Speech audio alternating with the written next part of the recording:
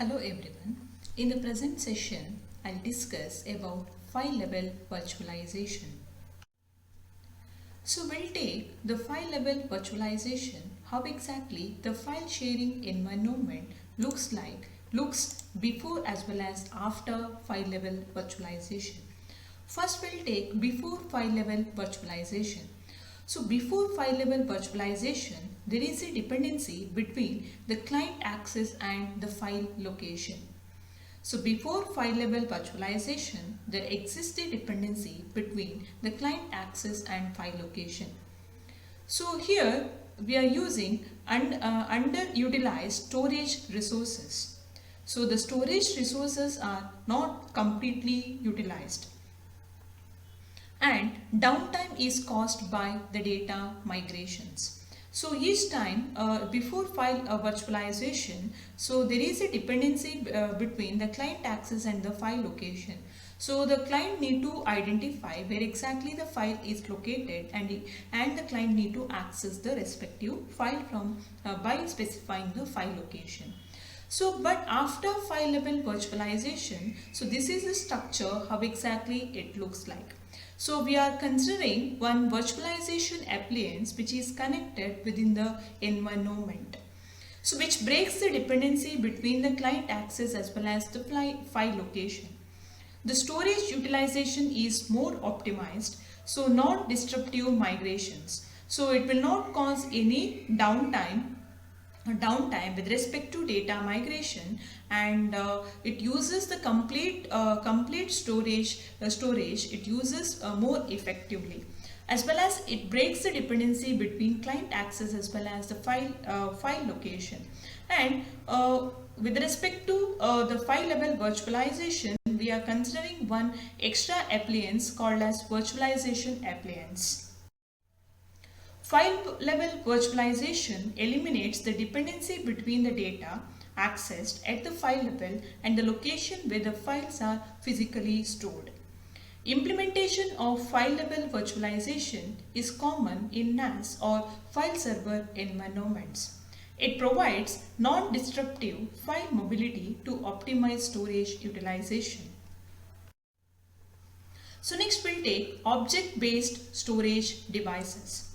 An OSD or object-based storage device is a device that organizes and stores unstructured data.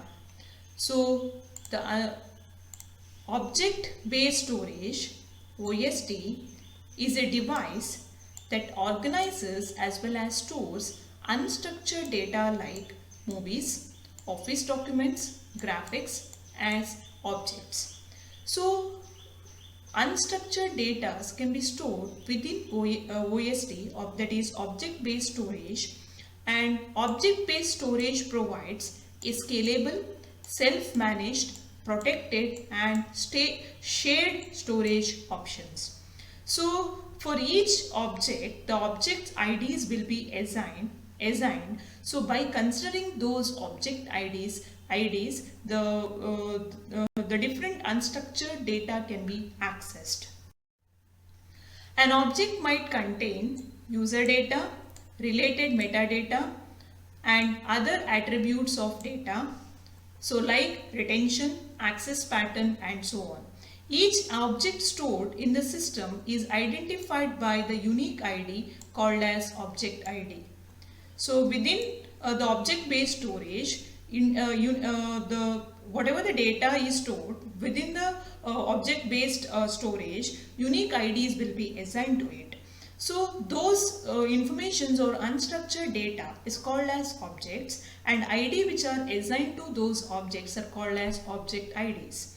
The object ID is generated using specialized algorithms such as hash function on the data and guarantees that every object is uniquely identified.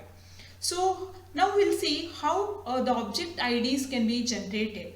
So object IDs can be generated using hash functions.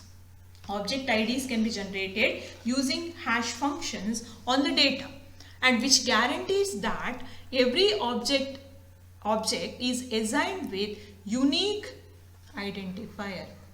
individual objects or for all the objects, unique IDs, unique object IDs will be assigned. So key components of object-based storage device.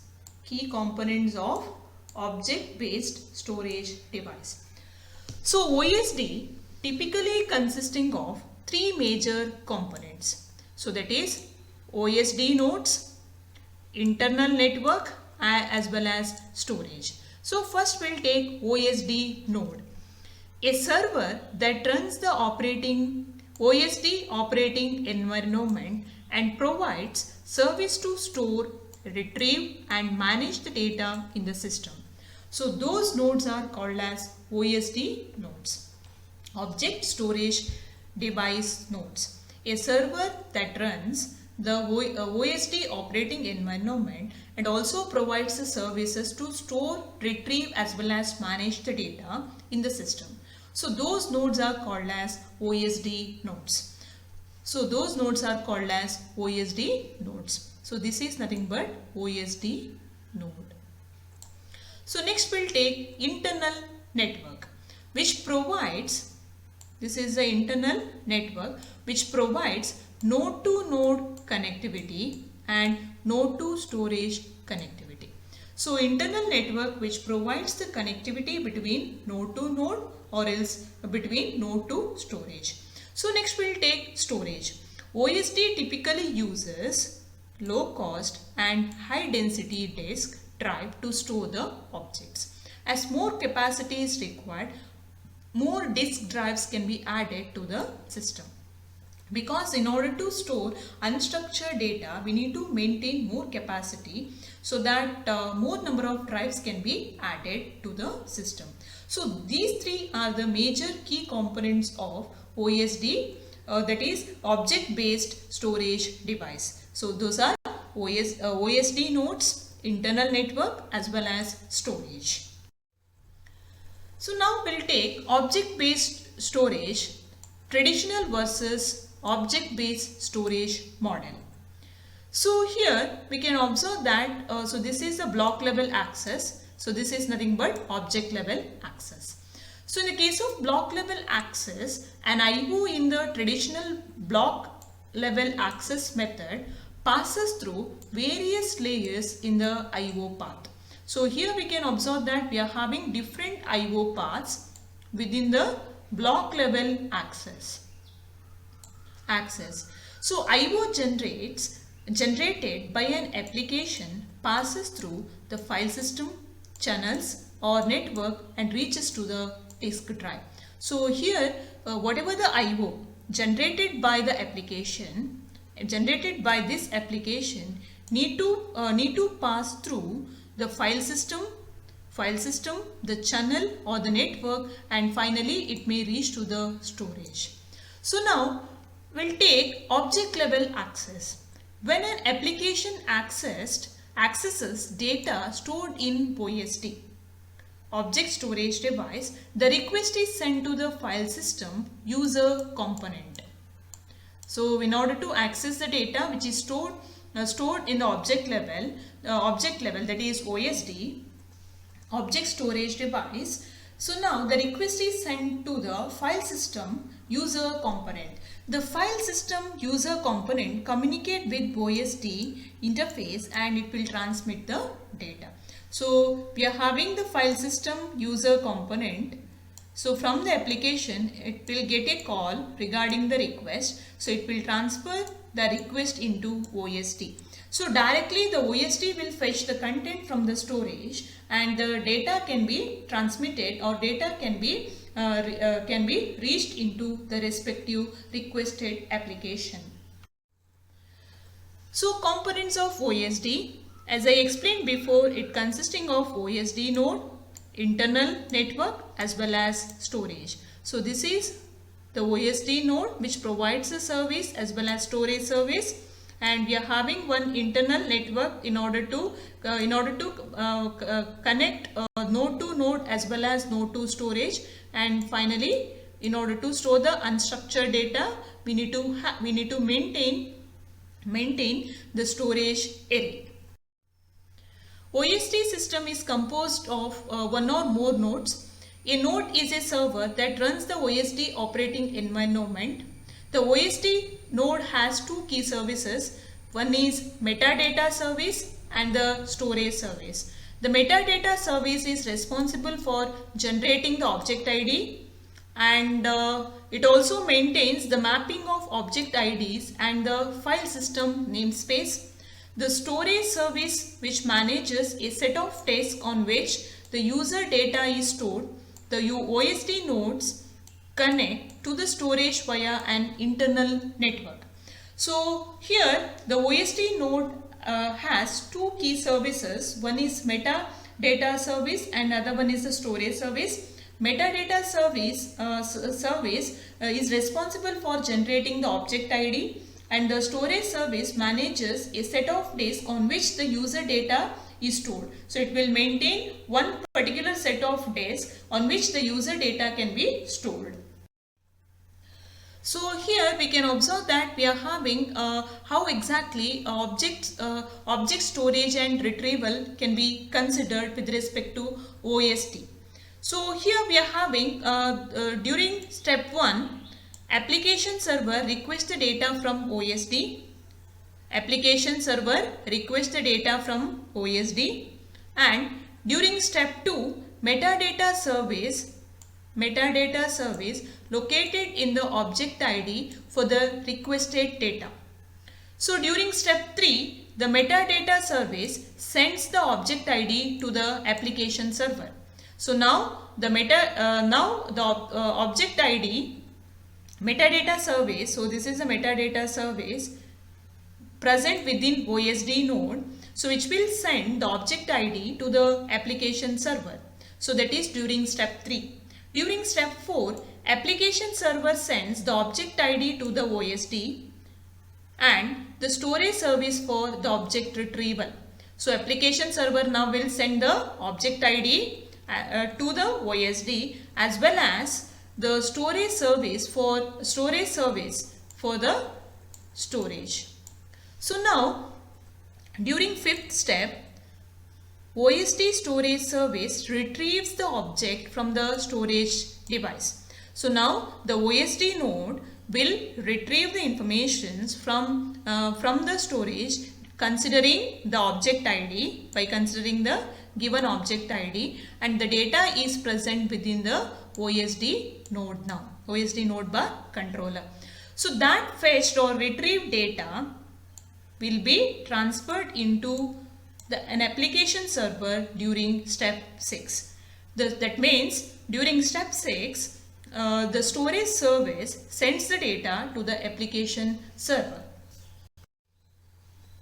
Benefits of object-based storage. So first we'll take security and reliability. So data integrity and content authenticity are the key features of object-based storage device. OSD uses specialized algorithm to create objects that provides strong data encryption capability. So that means the data is more secure now.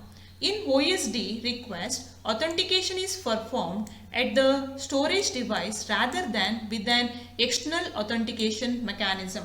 So with respect to OSD, the request will be directly sent to the storage device rather than with any external authentication mechanism. So next is the second benefit is platform independence. So objects are abstract containers of data. Objects are nothing but data itself, which may include metadata as well as attributes. So this features allows objects to be shared across heterogeneous platforms, locally or remotely. This platform independence capability makes object-based storage is a best candidate for cloud computing environment. So it works in the heterogeneous platform. So we can use the objects, so we can store the objects either in the heterogeneous platform locally or remotely. So that means this platform has the independence capability to make the object-based storage is the best option for cloud computing environment. So next is scalability. Due to the use of the address space as well as object-based storage can handle large amount of data without impacting its performance. So we can handle huge set of data without impacting its actual performance. Both storage and OSD nodes can be scaled independently in terms of performance and capacity.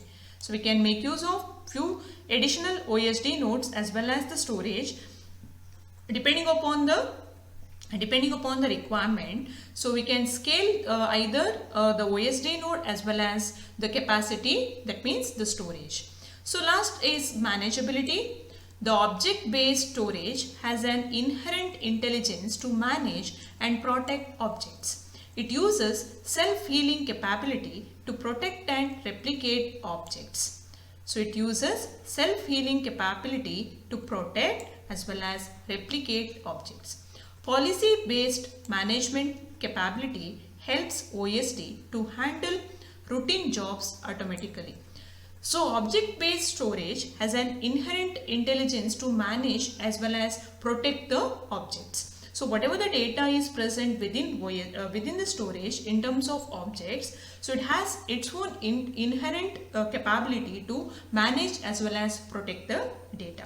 It uses self-healing capability to protect as well as replicate the objects. So we can make use of policy-based management capability which helps OSD to handle routine jobs automatically. So OSD can handle the routine jobs automatically without any interruptions.